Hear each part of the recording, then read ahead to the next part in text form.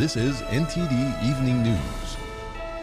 Live from our NTD Global Headquarters in New York City, here is Tiffany Meyer. Good evening and thank you for joining us tonight. We open with another tragedy. A child was killed and 5 others were injured in a shooting at a high school in Perry, Iowa this morning. The first reports about an active shooter at Perry High School came around 7:40 a.m. local time. That was before school started, and it's the first day of school following the winter break. Law enforcement arrived within 7 minutes. Once inside, they located multiple individuals with gunshot wounds. Officers immediately attempted to locate the source of the threat and quickly found what appeared to be the shooter with a self-inflicted gunshot wound. Police said that luckily, very few students or faculty were in the building when the shooting took place. They confirmed there is no further threat to the community. The school is about 25 miles northwest of Des Moines. The shooter has been identified as 17-year-old Dylan Butler, a student at Perry High School. Butler was armed with a pump-action shotgun and a small caliber handgun. Butler also made a number of social media posts in and around the time of the shooting. Law enforcement said they also found a rudimentary explosive device at the scene. Authorities rendered it safe. Butler appeared to have acted alone. There were no words on his motive. The victim killed was a 6th grade student at Perry Middle School. Those wounded included 4 students and 1 school administrator. They are being treated at local hospitals. Iowa Governor Kim Reynolds reacted to the shooting. This senseless tragedy has shaken our entire state to the core, and I want this community to know that every Iowan stands with you. It's impossible to understand why anything like this happens, but again, I want you to know that we'll work tirelessly to get the answers so that we can prevent it from happening again. The investigation into the shooting is ongoing. Perry Elementary School canceled classes for Friday. Republican presidential candidate Vivek Ramaswamy canceled a scheduled campaign event in the town and offered his prayers. Someone has now claimed responsibility for the devastating bomb attack in Iran, which killed almost 100 people. Meanwhile, things are getting more tense across Israel's border with Lebanon. This comes after a reported Israeli strike near Beirut that killed a Hamas leader. NTD's Jason Perry has the details.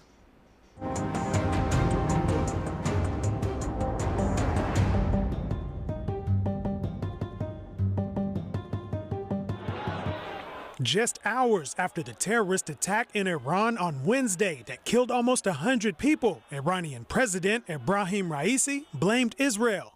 And he also vowed for revenge against Israel for the attack.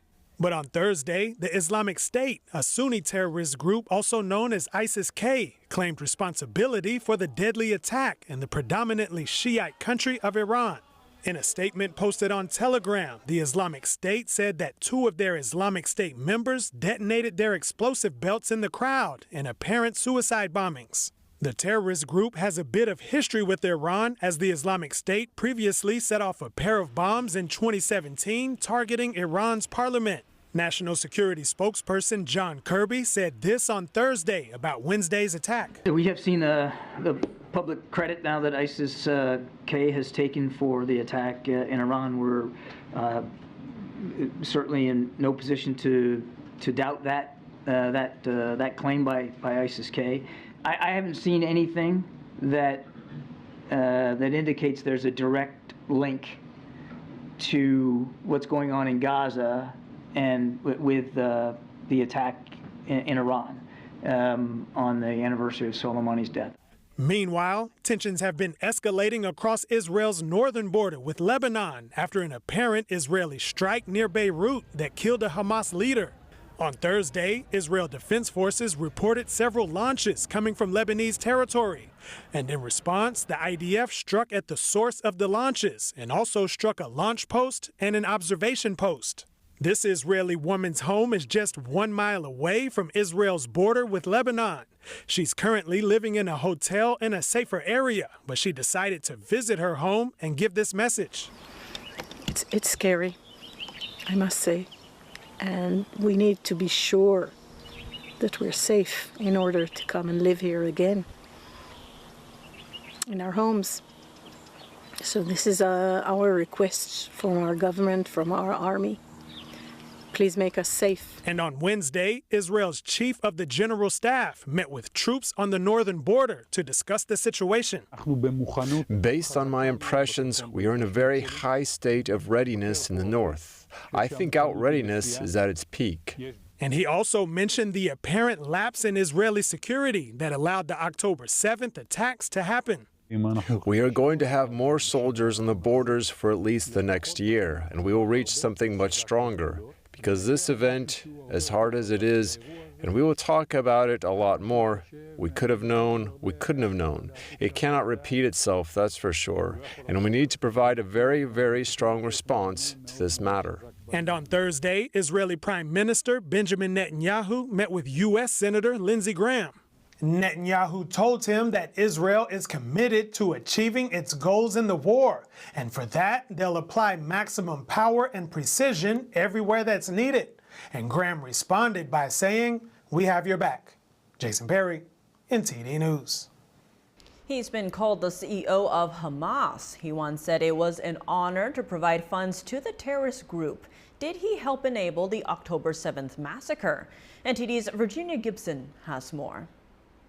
Zaher Jabarin has been called the CEO of Hamas. He is reportedly the terrorist group's top financial officer. The Wall Street Journal cites U.S. and Israeli officials who say he was the key to funding the October 7th massacre. The principal way that he does it is through shell companies. And these shell companies are run mostly out of Turkey now because Turkey does not recognize all of Hamas to be a terrorist organization.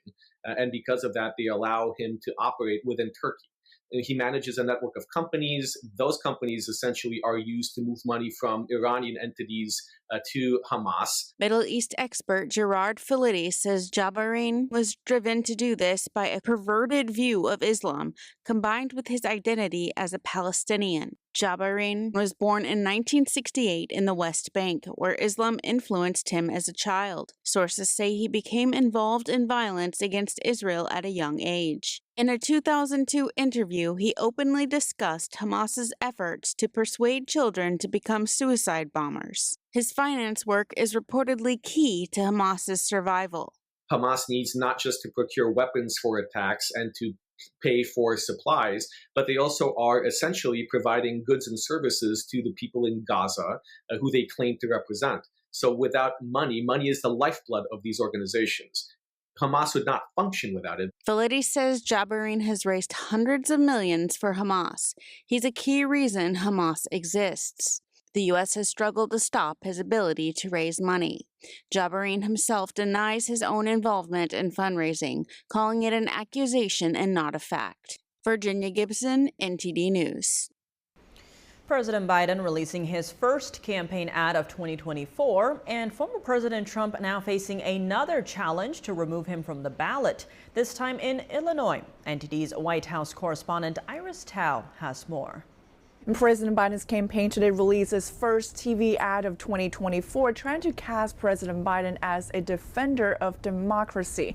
While it did not directly mention Trump's name, it did include images showing the January 6th incident with Trump's flags in it. Let's take a look. There's an extremist movement that does not share the basic beliefs in our democracy. All of us are being asked right now, what will we do to maintain our democracy? President Biden has called Trump a threat to democracy and will make that theme of a speech to this Friday in Pennsylvania, a day before the third anniversary of the January 6th incident. Meanwhile, former President Trump has also called Biden a threat to democracy, and Trump is planning to hold rallies in Iowa this Saturday. And all this is unfolding as 5 people in Illinois today filed a formal objection trying to keep Trump off the ballot right there in that state.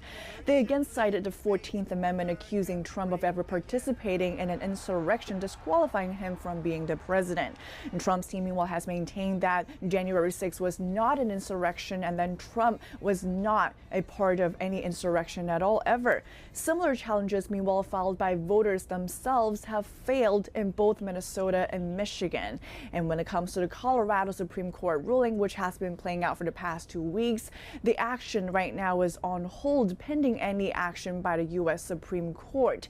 So unless the High Court acts by tomorrow, which is Friday, which is when the Colorado primary ballots are to be certified, we do expect to see Trump's name on the primary ballot in Colorado. Back to you.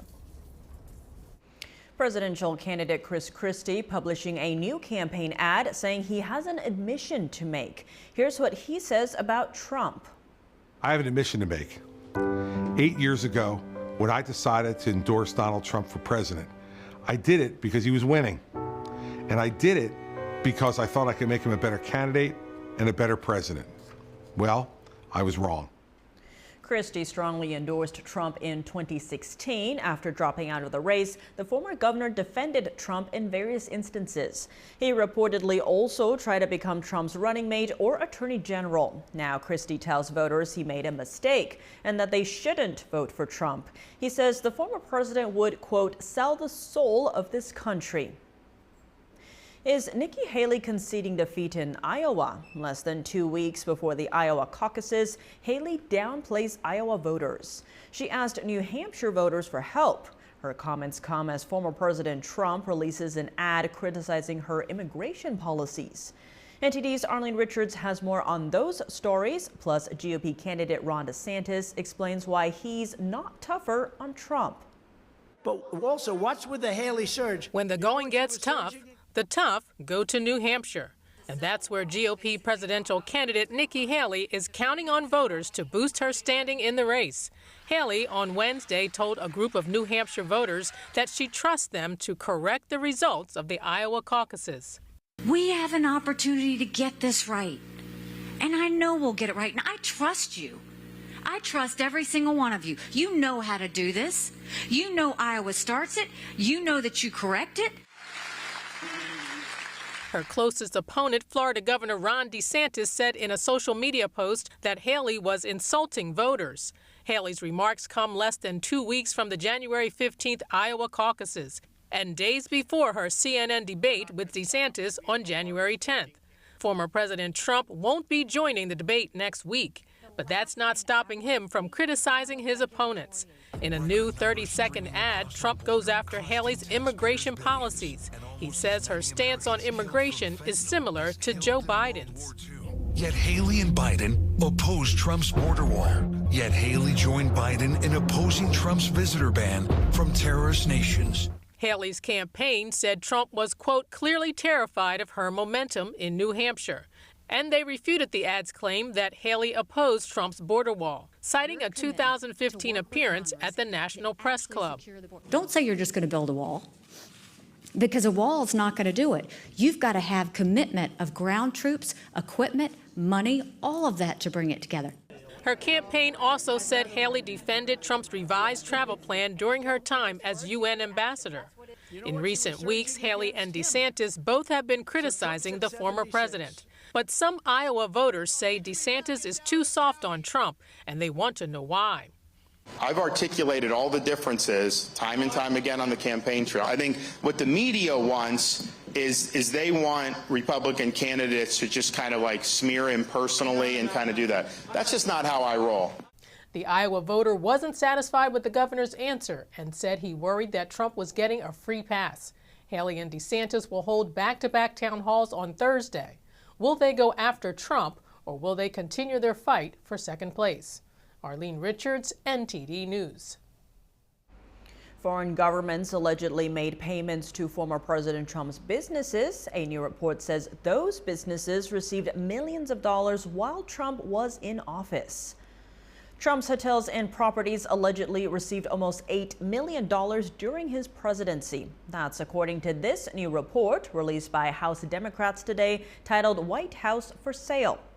The report alleges that the money came from 20 different governments, but that most of it came from China. House Democrats on the Oversight Committee say the payments violate the Constitution's Foreign Emoluments Clause. It bars federal officials from accepting gifts from foreign countries without congressional approval. Republican Oversight Chairman James Comer responded to the report. He criticized Democrats for continuing their, quote, obsession with former President Trump. Even as Senate negotiators are trying to work out a bipartisan plan to deal with the border crisis, some Republicans are now trying to use leverage elsewhere to meet their demands. Some bluntly saying shut down the border or shut down the government. This as Congress is coming up on a fast approaching deadline to fund the government. NTD's congressional correspondent Melina Weisskopf reports. We see a fierce showdown taking shape around funding the government. Up until this point, Ukraine aid has been the main source of leverage that House Republicans have used to make demands for border policy change. But now it's looking like keeping the lights on here in the U.S. government may be dependent upon changes at the border. Congressman Chip Roy of Texas leading the effort. Ranchers and local law enforcement, local leaders, and they all told me the same thing. Shut down the border or shut down the government. That's it.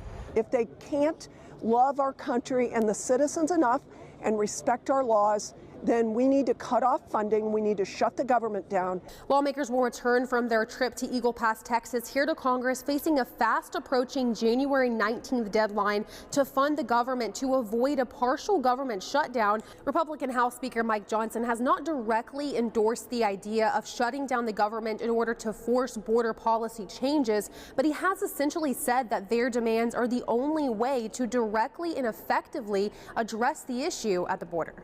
H.R. 2 is the necessary ingredient. H.R. 2 is a bill that the Republican-led House passed several months ago. It would restart construction of the border wall, raise the bar for asylum claims, also return to a Trump-era policy known as Remain in Mexico, all proposals which Senate negotiators say are going nowhere fast.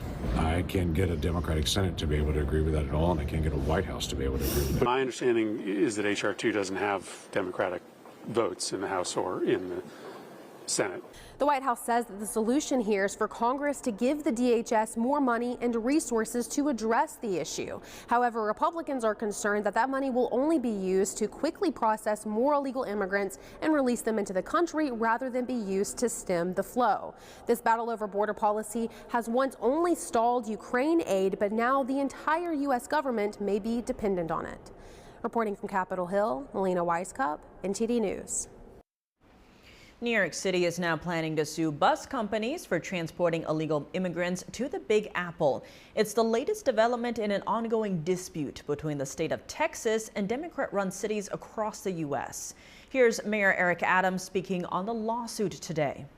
These companies have violated state law by not paying the cost of caring for these migrants, and that's why we are suing to recoup approximately $700 million already spent to care for migrants bused here in the last 2 years by the state of Texas.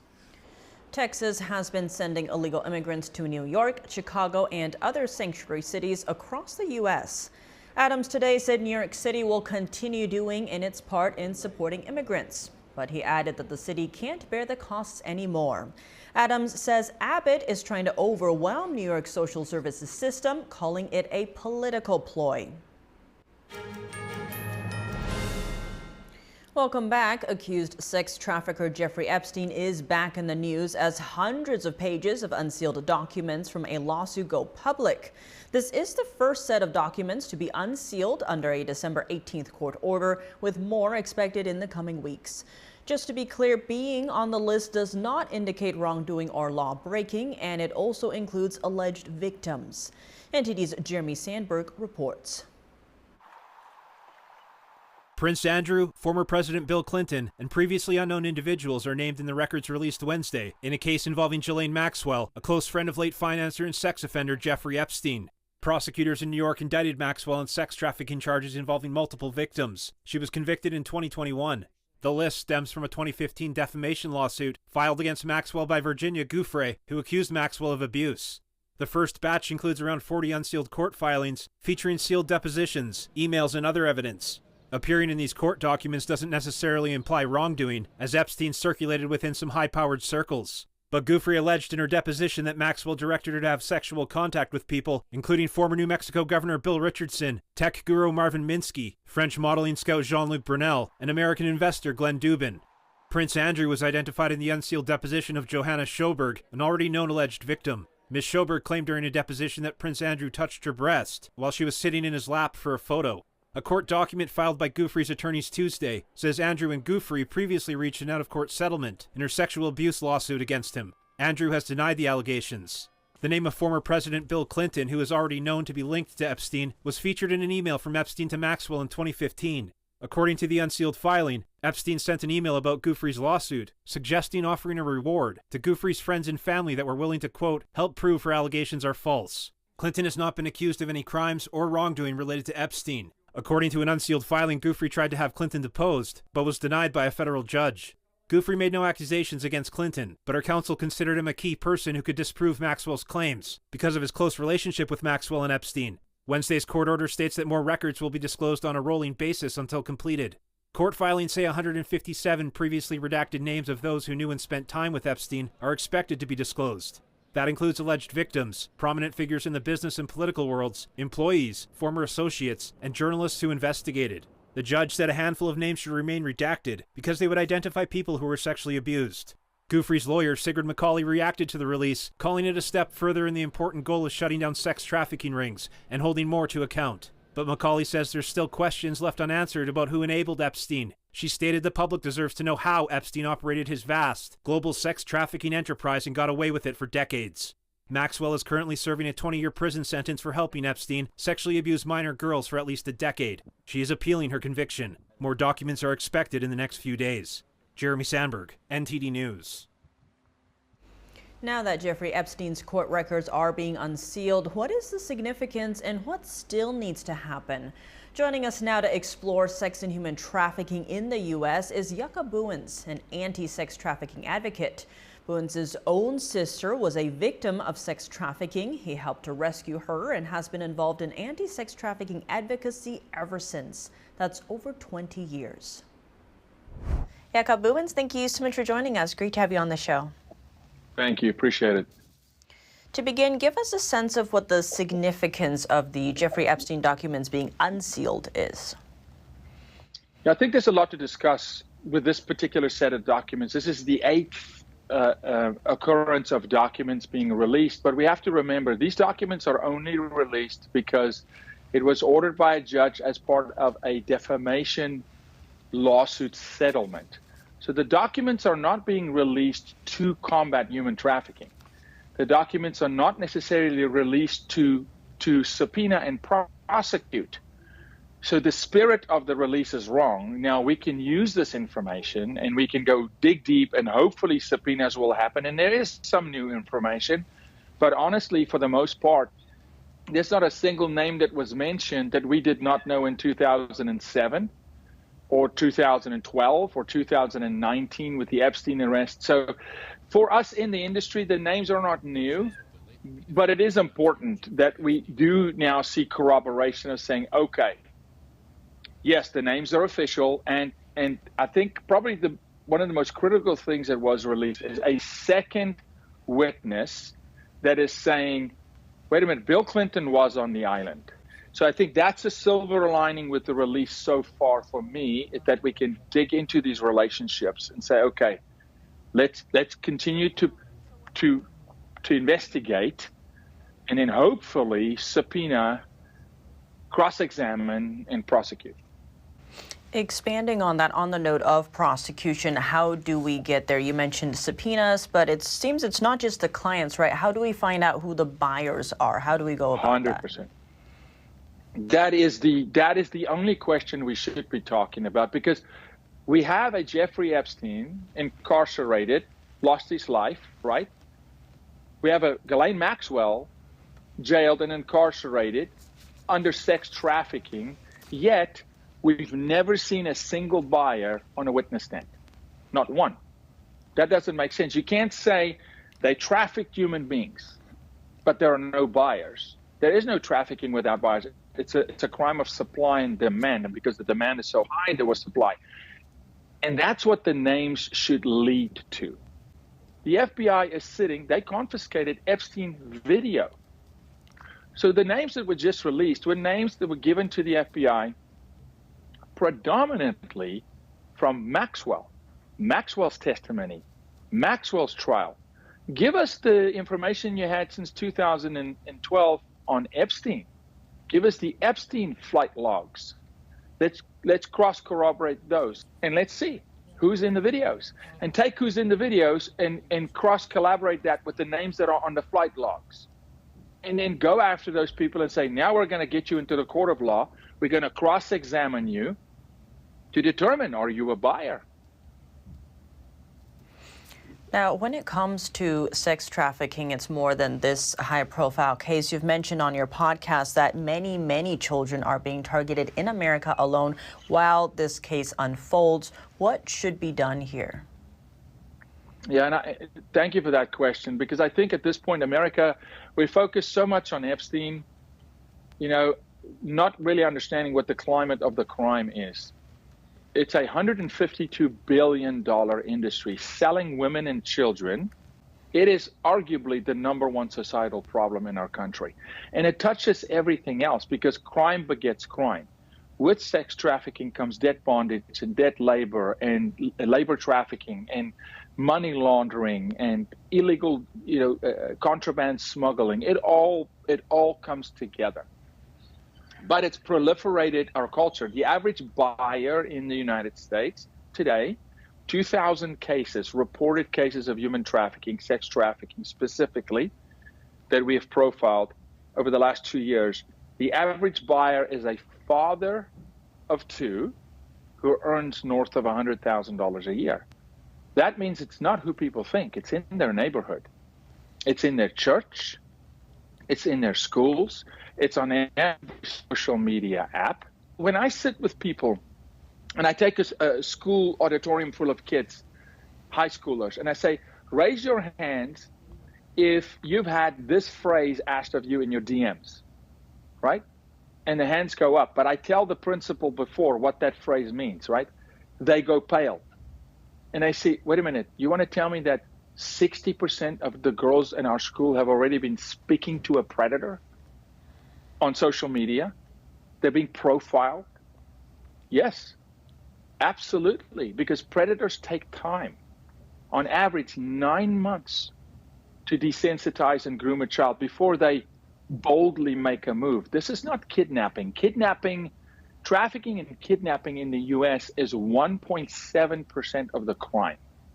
The rest, 25 through 47% of trafficking in the U.S. across the 50 states, 25 to 47% is what's called familial trafficking. It means it's a familial figure to the child, most often a caregiver, a coach, a mom, a dad, an uncle, a trusted individual that at first exploited that child and introduces that child into the world of sex trafficking. So it's local. It should be personal to every American. And on that note, when it comes to the sex trafficking victims, given your own family history with this topic, how can they begin to get closure? Massive amount of healing, the right kind of healing. And we offer, look, on our website, helpjbm.org, we provide resources to families how to prevent it in their home, how to spot and identify a potential trafficking victim or a child at risk. But most importantly, the child who has already now gone through abuse. That is a very, very long journey. It's the most difficult work. Rescuing a child is not easy, but the work starts, and on average, it's a 3-to-1. So if a child is trafficked for 2 years, it's going to take 6 years of restoration and therapy and really rebuilding a life. It's a tremendously difficult job to do. We're under-resourced in the country, particularly for minors. And so I encourage parents to be proactive. And we, even the shirt I have on underneath says, save a child before they need rescue. Meaning, let's identify the children that are at risk, like the predator is identifying the child that is at risk. Let us identify them. Let us educate them, reinforce them so that they do not get trafficked. But for the ones who have been sexually exploited, sexual abuse, trafficking, rape. That's a rebuilding process that takes time, and it takes particular resources. And we always need more resources, but we have substantial resources to offer to families. And they can reach out to us, and we'll point them in the right direction in any of the 50 states. Jakob Bouwens, thank you so much for your time. Appreciate you very much. Thank you.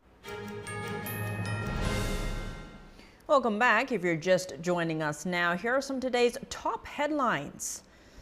The ISIS-K terrorist group claimed responsibility for the deadly bombings in Iran. This is while tensions escalate between Israel and its northern neighbor, Lebanon. The Israeli military said they are in a very high state of readiness. A 6th grade student was killed and 5 others were injured when a shooter opened fire at a high school in Iowa. The gunman was a student at the high school and died of self-inflicted gunshot wounds. The first batch of sex trafficker Jeffrey Epstein's court documents were unsealed. The records named Prince Andrew, former President Bill Clinton, and previously unknown individuals. President Biden released his first campaign ad of 2024. Meanwhile, GOP candidate Nikki Haley told a group of New Hampshire voters that she trusts them to, quote, correct the results of the Iowa caucuses. It's just 11 more days before the Iowa caucus. Republican candidates are making last-minute efforts to appeal to voters. What should we know about the Iowa caucus, and what are voters saying? Joining us now is Epoch Times political reporter Lawrence Wilson. Lawrence Wilson, thank you so much for joining us. Great to have you back on the show. My pleasure. To begin, the Iowa caucuses is just around the corner. Now, what do we know so far about what voters are saying? Well, the voters that I've talked to in Iowa are talking about the economy, inflation, fuel prices. Remember, there are a lot of farmers in Iowa. They use a lot of diesel fuel. The cost of groceries, and of course, the border is a big issue there too. I think the main thing they're saying is that they want change. They don't think things are going in a good direction right now with the country, and they want a greater sense of stability and security. And they're really hoping this election will bring that for them. And on the flip side, what about what candidates are doing? Any last-minute efforts to try and win over voters? Oh my, yes, there are. They're spending a lot of time there and doing what you do in Iowa. It's a very retail politics state, so they're pounding the pavement. They're out talking to people at campaign events. President Trump, in particular, is making a big effort to get people to come out to the caucuses. He has this program of enlisting caucus captains and asking them to enlist 10 people to come with them to the caucus. So he's really trying to pack the caucuses with his people. Ron DeSantis is doing up to 4 events a day. That's a lot of travel, crisscrossing the state, back and forth and up and down. Nikki Haley also doing a lot of that. Vivek Ramaswamy, I talked to his campaign last week, and he's trailing quite a bit these other candidates, but he is finishing this week his second time of visiting all 99 counties in Iowa. So they're really out working it. I guess that's the short answer. Wow, does sound like it indeed. Now, every 4 years, each political party conducts a presidential preference poll. Tell us about that. What are those results for? Well, it's not an election. It's a poll. Remember, the caucuses in Iowa are held by each party. The Democrats have a caucus and the Republicans have their own caucuses. And it's a preference poll. And surrogates will get up at these caucuses and speak on behalf of the candidate. Sometimes it's just a local resident who will be asked to speak in favor of their preferred candidate. Once in a while, the candidates themselves will attend a caucus. There are over 1,700 of them throughout Iowa. And then they vote on a blank piece of paper, just write down their choice. Now, the results are used in 2 ways. One is to allocate delegates to the county convention, and then to the state convention, and finally on up to the national convention. And so it serves a party purpose, but I think the bigger purpose for those caucus votes is that it gets the attention of the country to build momentum for a candidate, or in some cases to kill the momentum that a candidate thought they had. I want to expand on that. So how are these caucuses different from what we think of in terms of primaries, and why is Iowa so important? Yeah, caucuses and primaries differ in that a primary election is organized and put on by the state. So you go to your polling place, you cast a ballot, and it's just like an election, but it's just for the candidates within a particular party. The caucuses are meetings, and people go there and they do party business for their local precinct, for their county, and then every 4 years they take this presidential opinion poll. Now, the real importance of the Iowa caucuses is that Iowa comes first. It's just a quirk in the calendar that moved their caucuses to very early in the year. That happened back in 1968, and it was really in the mid-70s that people began to say, candidates began to say, hey, this is my chance to really get the attention of the whole country. So because Iowa is first, a good result there can really get the attention of a lot of people and boost a candidate's standing quite a bit, or in some cases, as I said, really halt them in their tracks. A lot to watch out for indeed here at Lawrence Wilson. Thank you so much for your time. My pleasure. As the rise in violent crime continues to haunt the nation's capital, D.C.'s Chinatown has been seeing fewer pedestrians. Compounding another blow to the neighborhood, 2 professional sports teams may soon move out of the landmark Capital One Arena to neighboring Virginia. NTD's Sam Wong has the details. This is Chinatown, a historic tourist destination located only about a mile away from Capitol Hill. For visitors, this area is becoming a go-to spot for sports games, museums, and some authentic, delicious Chinese cuisines. But to some residents, Chinatown is merely a reflection of the state of public safety in D.C., where rampant violent crime is becoming a regular phenomenon. From thefts and robberies to dealing drugs in broad daylight, a once flourishing Chinatown is seeing a surge in criminal activity. According to D.C. police, in 2023, violent crime in the area was up a staggering 36% compared to the previous year. For Chinatown stakeholders, safety is their top priority, especially once they began seeing more panhandling and homelessness in the neighborhood. And since the COVID-19 pandemic, small businesses in Chinatown have been dealt a major blow as the area now sees fewer people walking by. And it's not just small businesses that are hurting. Monumental Sports recently announced its plans to move to Northern Virginia, relocating 2 major sports teams out of the landmark Capital One Arena. Some are wondering whether that's partially due to safety concerns. So do people feel safe when they come to see a game? NTD spoke with some of them, and here's what they said. It's about safety. These players need it the most. Definitely, you can see it's getting a little bit more dangerous around here. I grew up in New York City, so this is a piece of cake. Every cop that works out here, they want to be out here serving their community. And if DC supports their law enforcement, you'll get quality out of it. To tackle the rise in violent crime, D.C. Mayor Muriel Bowser last October spearheaded legislation targeting retail theft and drug dealing. Reporting from Washington, D.C., Sam Wong, NTD News. Chanting and singing, protesters took over California's state capitol, disrupting the first session of the year. Lawmakers are also grappling with a historical $68 billion budget deficit. NTD's David Lamb reports.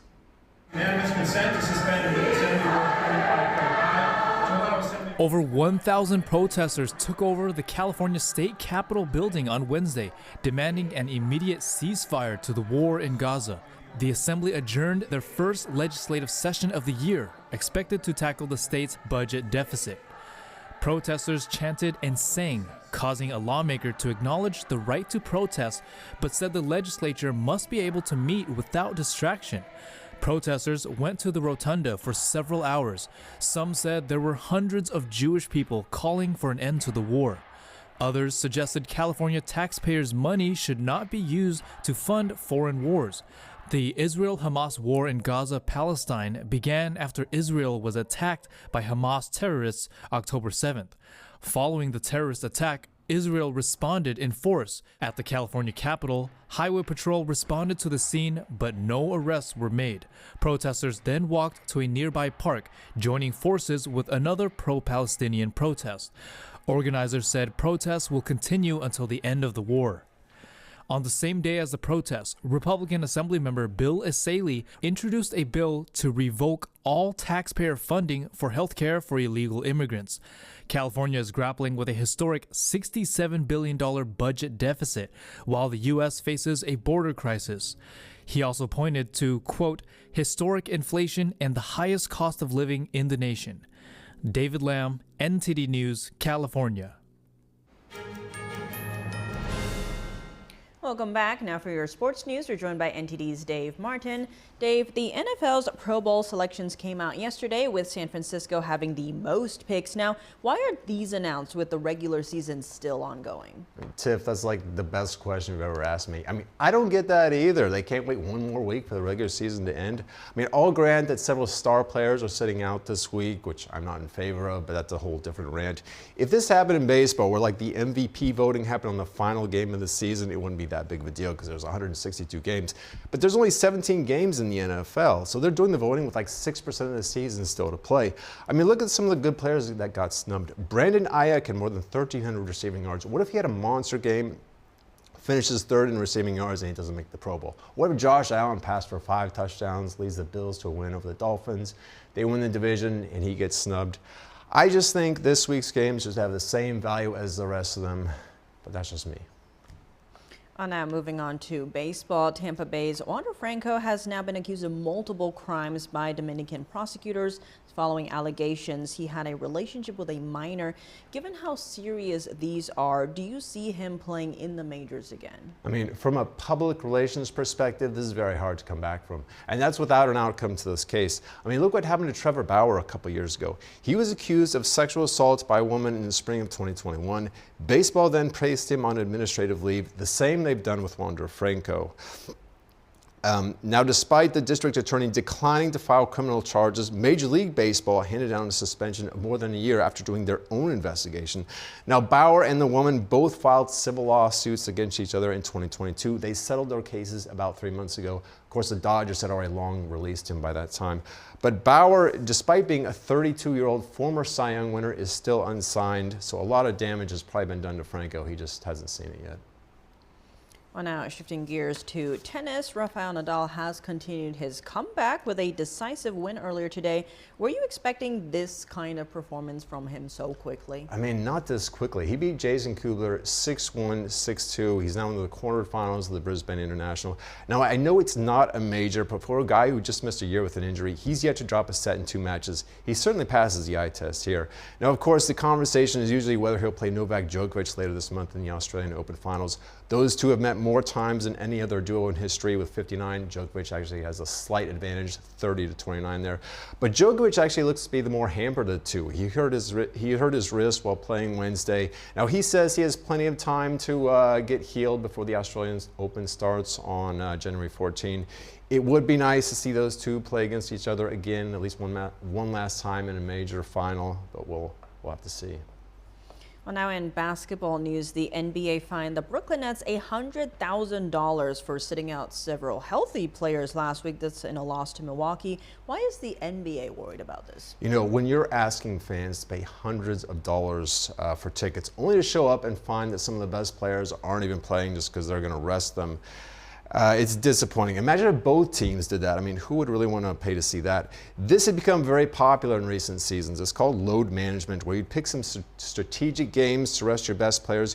Usually it happened on the second of a back-to-back where you're playing 2 games in a row. Now, interestingly, this got some publicity when Nets guard Mikal Bridges actually complained in the media about having to get rest.